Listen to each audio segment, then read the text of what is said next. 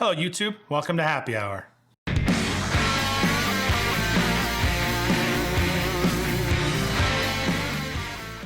Hello, YouTube. Welcome to Happy Hour. Today is going to be my first Irish whiskey that I'm going to review on the channel, and I think we got quite a doozy. We're going to do Green Spot today. For all of you that have delved into the land of Irish whiskey, even a little bit past the past the Jamesons and the Bushmills and whatnots, to that kind of next tier, next level, Green Spot has probably come up quite a bit. It's a very, very popular Irish whiskey, and it really is quite good. So I kind of wanted to review this one after I've enjoyed a little bit of the bottle. This is my first bottle that I've had, so I've had a third of it, so I have a little bit of familiarity at least with it, and I thought it's certainly worthy for a review. So today we're going to do it. So Green Spot is a pot still Irish whiskey. It is a single pot still Irish whiskey, so similar to Redbreast, another very famous single pot still Irish whiskey. Different flavor profile, but I'm going to do a review on that in the future. But the Green Spot, let me read what it says on the back. Once almost extinct, this legendary whiskey is a rare taste of pot still Irish whiskey at its best. Matured in American bourbon and sherry casks, this is a whiskey of immense flavor and complexity. A splendid choice. Well, I would agree. It is a splendid choice. So let's just dive in and give it a whirl.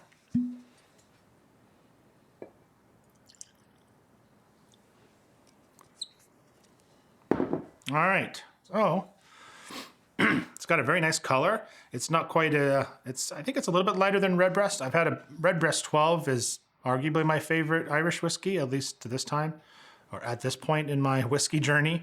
But this is probably a pretty close second. I haven't had that many. I've had, other than the Bushmills and like I said, the Jamesons, which are some really nice ones there. I've maybe had 4 or 5 of kind of the higher levels, getting into the prices a little bit more. And Green Spots is up there with Redbreast 12 for me. I believe it's a little bit lighter in color than the Redbreast 12 from what I remember, but it's a beautiful, it's not quite straw yellow. It has that sherry cask influence on the, in the color as well. So, oh wow. Like the first punch that I get is this green apple, and it's not like, if you've watched any of my other reviews, I talk about Glenfarclas, and we did a Glenrothes review where both of those have this almost apple cider, kind of a sour apple note. This right out of the gate, oh, it's like almost green apple Jolly Rancher. Like it's this beautiful, bright, sweet, fresh cut Granny Smith. Is Granny Smith the green apple? I can't even remember, but whatever the green apples are. There's that fresh, super, super sweet nose. Oh, wow.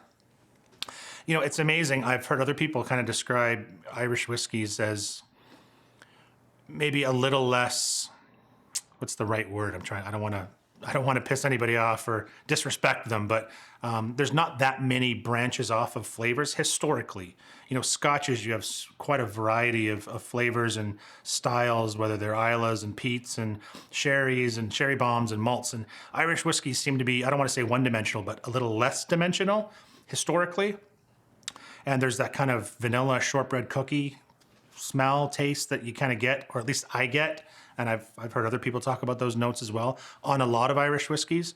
This one, all I get is this glorious green apple Jolly Rancher on the nose, with just a little bit of the vanilla kind of creamy cookie, shortbread cookie thing underneath. But the green apple is just like unbelievable. So it's mouth-watering really on the nose.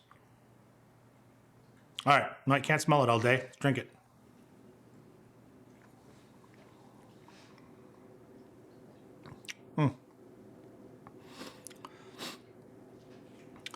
Yeah, this actually, when I first opened the bottle and the first couple of drinks I had, I wasn't overwhelmed by it. I don't get it. I thought, oh, that's pretty good. That's nothing, it didn't jump out as anything spectacular. I'm not even halfway through, and it seems like it's getting better and better every time I drink it. So I get the green apples on the palate as well.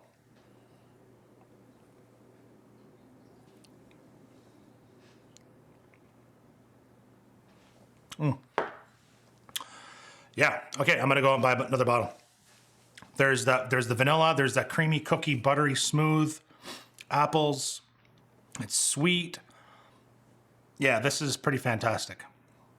Like I said, the more and more I drink it, I kind of just surprised myself how much I liked it even more this time than the last time I had it. So I would finish off by saying, oh, the other thing I wanted to mention, I want to start giving a numbered rating at least to these whiskeys. I noticed that, you know, my tasting notes are not that good to begin with. They're getting better. I hope they get better as the more I do these and the more I taste, the more I'm conscious of trying to give you tasting notes. But I figured at least in the interim, and probably moving forward for you and for me, I'm just going to give a numerical value of what I would rate these whiskeys out of 10. I'm going to keep it simple.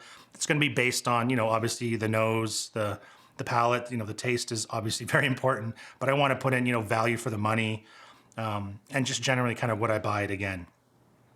So all of those kind of encompassing into one rating. So that being said, I would give this, so this is 40% alcohol. That's the only kind of, dare I say, a downside to this whiskey, because it's not cheap. It's not super expensive, but it's, I think, $50 to $55 or $60, which certainly isn't cheap and does sting a little bit for only 40%. But I tell you, once you smell it and once you taste it, and especially if your bottle does what mine does and kind of starts to open up and get even fruitier and more appley, I think it's definitely worth it. I put this up there with Redbreast 12. I would give this an 8.5 or a 9 out of 10 based on all those parameters I just mentioned. It's well worth having.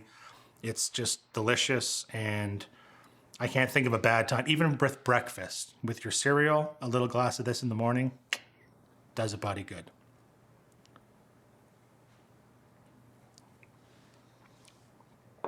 All right. Well, I'm going to enjoy the rest of this glass. Well, maybe the bottle. We'll see. Thanks for watching Happy Hour. If you liked what you see, please click thumbs up and maybe subscribe too if you want. Got some more fun videos coming down the pipe. So, yeah. See you later.